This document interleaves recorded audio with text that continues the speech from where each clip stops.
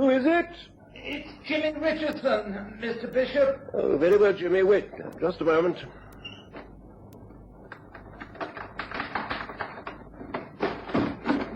What the... Who are you? Get him quickly.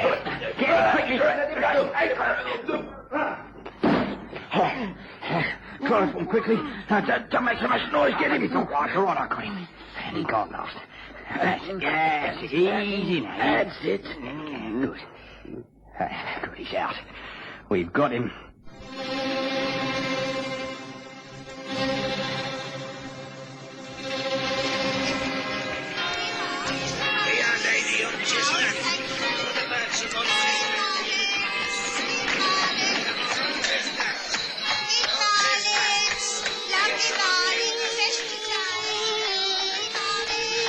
We present the stories of Sherlock Holmes.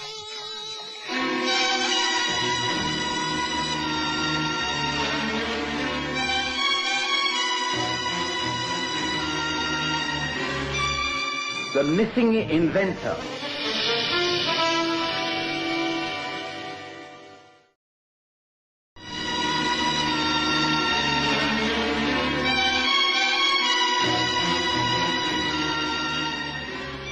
Over the years, I've been privileged to chronicle hundreds of the cases that Sherlock Holmes has worked on, and most of them, I'm happy to say, have been extremely successful. A few have been failures, and many so secret that Holmes has strictly forbidden me to write even the briefest account of them. But as the years pass and the names of the people involved fade from importance and the events become forgotten reports in the yellowing pages of newspapers, Holmes has relaxed his rules and allowed me to give an accurate account of how his influence and authority has actually changed the policies of many high officials. There was one case that is now over 10 years old. It happened back in 1881. I was still living in the rooms at 221B Baker Street. I clearly remember that it was summer, and for England, a rather beautiful summer, filled with clear skies, warm days, and leisurely evenings. But Holmes was rather bored, and, as always in these circumstances, he scanned the newspapers for any sort of unsolved crime. Nothing at all, Watson. The fine weather has made all London content. Not a single crime of interest reported in the daily press. Oh, surely you should be glad of that, Holmes. No law-abiding citizen can actually want a crime to happen. No, of course not. But the average person can give vent to his feelings in various ways. He can read books of violence and murder, adventure stories where the hero does things he dare not do himself. He can go to the theatre and rid himself of the emotions of anger and hatred. Unfortunately, I am unable to do that. I have to remain apart, to be analytical, dispassionate. I need something real to occupy my mind, not some fictional fantasy. That's why the only thing in this evening's paper that interests me is the so-called agony column, the personal cry for help. For instance, listen to this. It says here, "Colin, please come back. I forgive you and I am truly sorry, Florence." Now, that's human drama, if you like. Now, there's another here. The gentleman who helped an elderly lady to a hansom cab on Tuesday the 15th in Regent Street, please answer this box number where he will hear something to his advantage. Or even better still, what about this one? All is well with higher clergy. Await instructions, Seabird. Now, doesn't that stir the imagination, Watson? Can you work out what those messages mean in terms of human relationships? No, I can't. But, well, we approach life from different angles, Holmes. I'm concerned with the physical well-being of my patients, and I'm content to heal their bodies as best I can. I'll leave the imaginative workings of the mind to you. Ah, a visitor. This could prove interesting. I wonder if Mrs. Hudson's still with us. Yes, I think she is yet to say good night. She usually pops her head in. Yes, I think she's answering the door. Well, I know I have no appointments this evening. Oh, well, at least it will alleviate the boredom. Oh, excuse me, Mr. Holmes. A young gentleman to see you, sir. He says it's an urgent matter, but he ain't got no appointment. Have you the time? All the time in the world, Mrs. Hudson. Show him in, please. Yeah, right, sir. This way, please. Thank you. Thank you very much. I must beg your pardon. This is an intrusion, but I do need your help. You are Sherlock Holmes? At your service. This is my friend and colleague, Dr. John Watson. How do you do? Whatever it is you have to say may be said in front of him. We work together on most of my cases. Please do sit down. I see that you have walked here. You must be fatigued in this hot weather. Place your jacket over that chair. Feel free to smoke your pipe if you wish. Oh, thank you. Now, what is it that you're so anxious to talk to me about? Is it something connected with your past in the merchant navy, or your present job, which is to do with explosives? Good heavens, Mr. Holmes. I was told that you were swift to deduce things, but how do you know all this about me? I know very little about you, except that you walk like a seaman, that you have a tattoo mark from Australia on your right forearm, and that while your hands are well kept, suggesting that you do not indulge in manual work, the hairs on both hands and arms have been recently scorched. Those type of burns are usually associated with experiments with some form of gunpowder. Are you perhaps a scientist of some sort? Well, I'm amazed at your perception. Yes, I am. My name is Jimmy Richardson. I've had quite a checkered career, which did include a long stint at sea. I've always been interested in chemical and explosive research. At the moment, I work for Mr. Giles Bishop in his experimental workshop at Twickenham. I've been with him for a little over a year now, and, well, it's because of him that I'm here. You see, Mr. Bishop is an inventor, quite a brilliant one. He's been perfecting a new type of gun. If he succeeds in selling the invention, it could revolutionize modern infantry warfare. He was to have given a demonstration next week. Everything has been going splendidly, and we are both sure of success. But, well, you see, Mr. Bishop has simply disappeared. Disappeared? Yes, without trace. We were due to carry out final tests at the workshop yesterday afternoon. I arrived, let myself in with my key, and did some paperwork while waiting for him. He didn't arrive. I worked until 10 o'clock and then packed up and went home. I thought some technical matter arising from his negotiations with the War Office might have delayed him. Well, I woke early this morning and was once again at work before him. When he didn't arrive by 10 o'clock, I once again locked up and went round to his lodgings. The landlady, Mrs. Craddock, said he hadn't been seen since the previous evening. His bed was not slept in.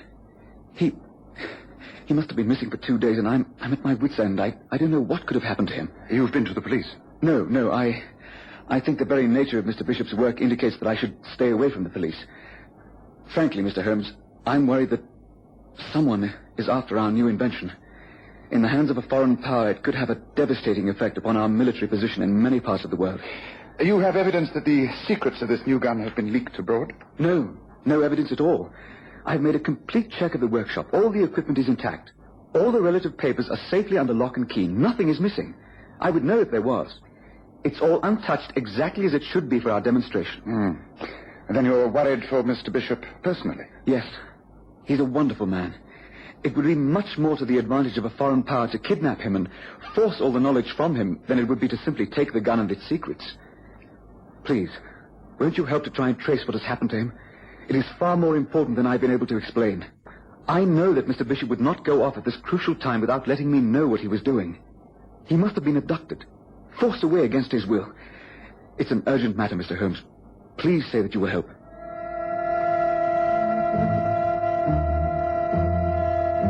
Of course, Holmes agreed. Even if it had not been such a slack period in his career, I think he would have taken the case. His first reaction was typical. After taking Jimmy Richardson's address and making an appointment to see him early the next morning, he invited me out to dine. We hailed a hansom cab, and to my surprise, Holmes requested that we be driven to the Diogenes Club. And once there, of course, he asked for his brother Mycroft, who invited us to join him. There was another gentleman in the party, Mr. James Jules. Good to see you both. Do join us. Allow me to introduce you. This is Mr. James Jules. Jules is my brother Sherlock and his colleague, Dr. John Watson. Thank you. Jules is in the Defense Ministry. This is a most timely meeting. As a matter of fact, I have one or two queries regarding an interesting case that has come my way. Perhaps between the two of you, you might be able to give me a little advice. I've heard so much about you from your brother that I doubt if I can advise you on anything. But I shall be a very avid listener. Let's order drinks, and you can tell us what's on your mind, Sherlock. Waiter, same again, please. And 2 more scotch and sodas. That will be to your liking, won't it, Watson? Oh, thank you, yes. I know my brother's taste. Well, now, tell us what it is that you're interested in at the moment, Sherlock. More murder and mayhem? I sincerely hope not. No, I'm inquiring about an inventor named Giles Bishop. I believe he's recently been in touch with the War Office. I'd like to check up on him. Jules will tell you more than I can. Although I do know the name, of course. Giles Bishop. Yes, I know him. Bit of a crank. Comes up with all manner of ideas. Some of them might work, but they're very extreme.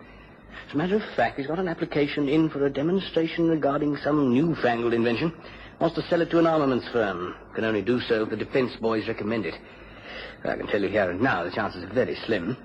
Of course, one has to have experiments in all fields in order to get progress. But frankly, I'd say Bishop's simply far too visionary.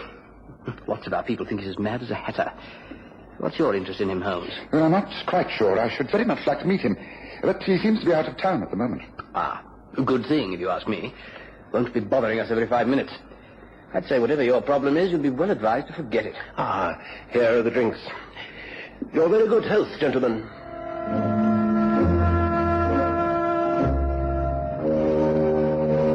I was surprised that Holmes appeared to take James Jewell's advice, for he immediately changed the subject, and during and after an excellent dinner, the matter was not referred to again.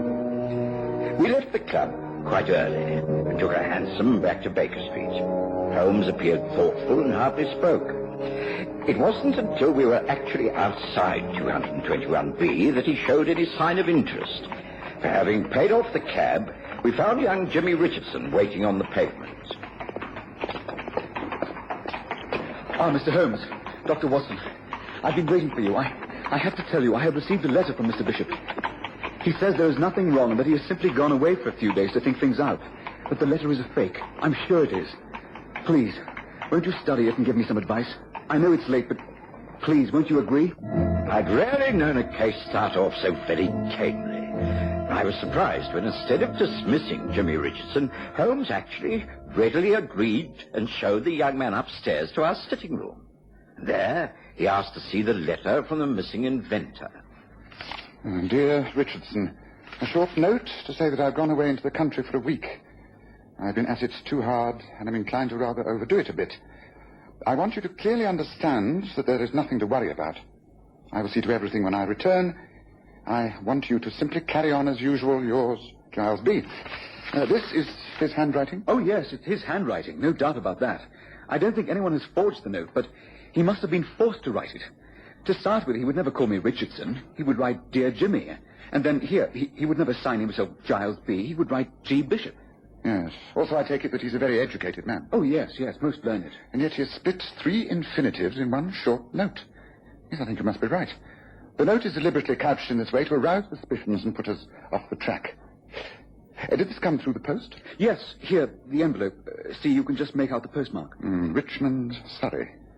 Do you think that I should get in touch with the police after all, Mr. Holmes? Get them to alert the Richmond squad with a description of Mr. Bishop? No, I don't. If this letter was written under duress, then it would not be posted in an area where we can trace it back. Yes, I think I shall start from quite the opposite end. It's late now. There's nothing more we can do tonight. But first thing tomorrow morning, I should like you to take Watson and me to Mr. Bishop's lodgings. That is where we shall start. Now, shall we agree to meet at 7 o'clock here for an early breakfast?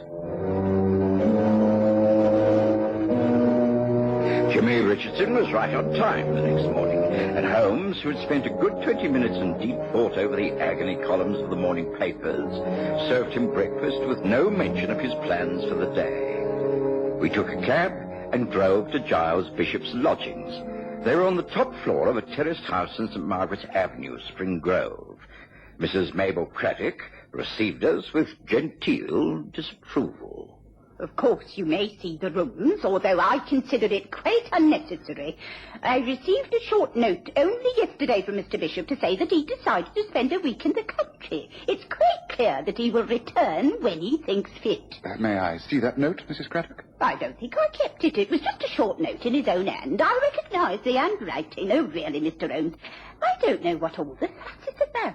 This way, please, up the stairs. Mr. Richardson, you've been here before as Mr. Bishop's guest. Would you like to show these gentlemen the way? Yes, of course. I'd be obliged if you would make sure everything is neat and orderly when you come down. I would not like Mr. Bishop to feel his belongings had been disturbed in any way. I assure you that we shall not interfere.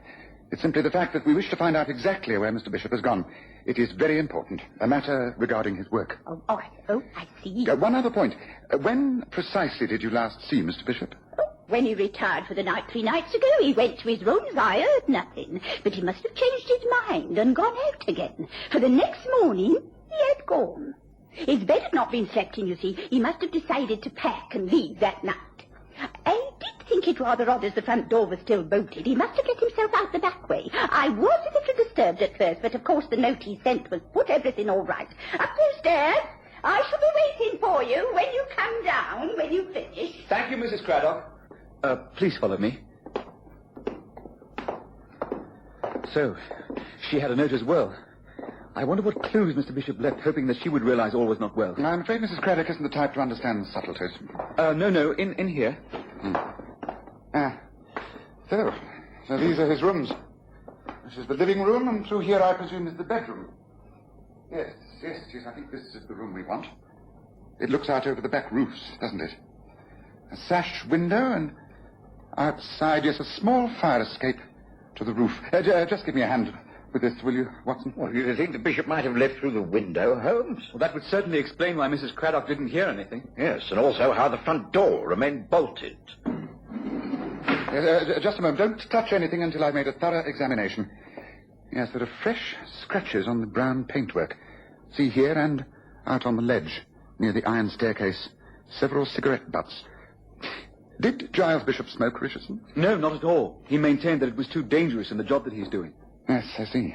Well, then it seems clear that the abduction, if there was one, took place from here. Come, Watson, let's see if we can follow a trail. I have an idea we're on the right lines at last. Holmes clambered out of the window onto the iron fire escape, and I followed him. The staircase led both up and down. Holmes went up, and we found ourselves on a flat rooftop. It seemed to lead to nowhere until Holmes pointed out yet another small flight of iron stairs that took us up and across yet another roof. Holmes moved slowly and carefully, examining the slates and tiles that gave way on either side. Eventually, he was satisfied. Yes, there's no doubt about it, Watson. I should say 2 men were involved. They carried or dragged our man across this space on the roof, and then... And then what, Holmes? Having got him up here, what the devil did they do? Well, there's only one explanation. Look, down there. See that roof? Yeah, large glass fanlight. Holmes? Is it possible that they took him through there? That's the only explanation. Well, what should we do? Climb down there and break in? No, I think that would be a little premature. No, Watson. We must spend the rest of the day making preparations. I must get in touch with Mycroft once again and visit a few newspaper offices. And then tonight, with the aid of Mrs. Craddock's back door key, we get into the house, come up here, and it is then that we break through that fanlight. Come. Let's go back the way we came. And not a word of this to anyone, not even Jimmy Richardson.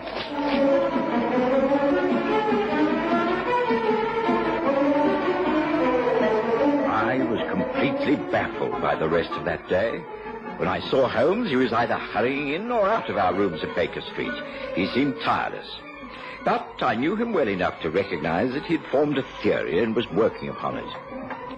That evening, at about 9 o'clock, we once again took a cab and made our way to Spring Grove. The house we're about to burgle is owned by a Mr. Harold Kestrel, Watson. He works as head of the Essex Arsenal. Now, does that not mean something to you? I suppose frankly, no. The Essex Arsenal supplies government arms of various types on contract to the Defence Ministry. Now, surely there must be a connection with Kestrel and the Bishop's new invention. Yes, now that makes sense.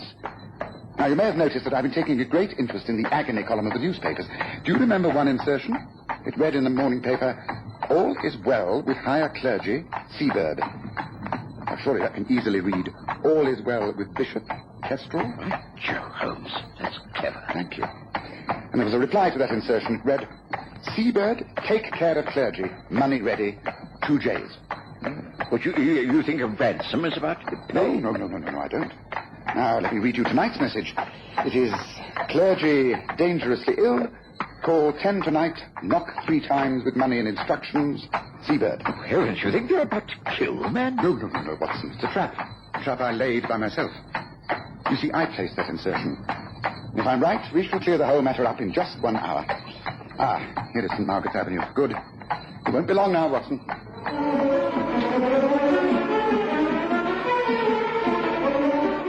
The entry into Bishop's lodgings and the quiet scramble across the rooftops in the evening light were far easier than I anticipated. Holmes had left nothing to chance. We had ropes and lanterns and rubber-soled shoes. It was only a matter of minutes before we found ourselves on the rooftop of the house owned by the man Kestrel. Holmes reached into his pocket and produced a gun. There. Now, you see, Watson, there's a light on. Being a fan light, there can be no curtain. Careful now, let me go first. Yes, I can see. Yes, we're right. There's a man lying on the bed. He seems asleep. And another sitting in a chair beside him. Well? How the devil do we get down there? There's only one way, Watson. I'm going to simply jump through the glass. Follow me as quickly as you can. I'll deal with the thug on guard. You attend to the man on the bed, who must be Bishop. Ready? Here I go.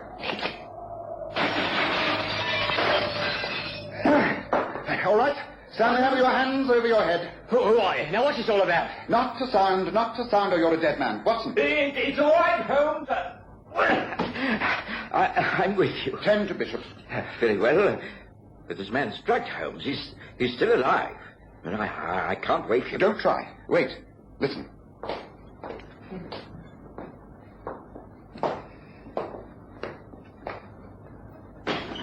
What's happening in here? What's in that? Stay quite still, Kestrel, and you won't be hurt. The game is up. The police are surrounding the house. We are taking Giles Bishop out of here, and you are going to face arrest for kidnapping and assault. Come on.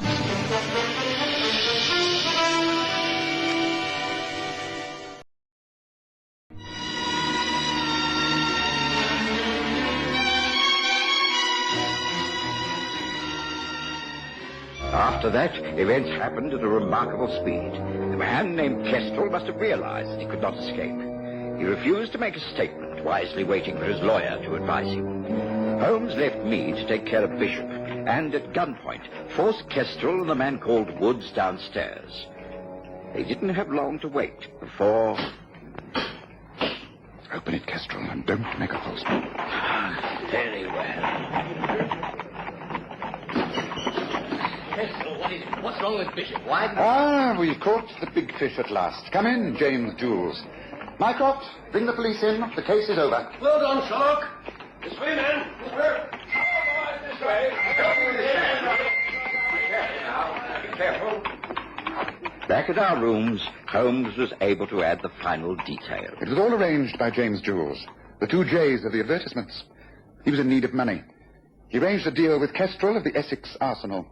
He would renew the standing contracts for a certain sum. But then Bishop came up with this new invention, which, if the Defense Ministry were impressed by the demonstration, would alter all their contracts for arms. Bishop simply had to be kept out of the way until the business deals went through. Luckily, we were able to foil the kidnappers. The demonstration will take place as planned. And who knows, it could revolutionize the whole of this country's defenses. Let's hope so.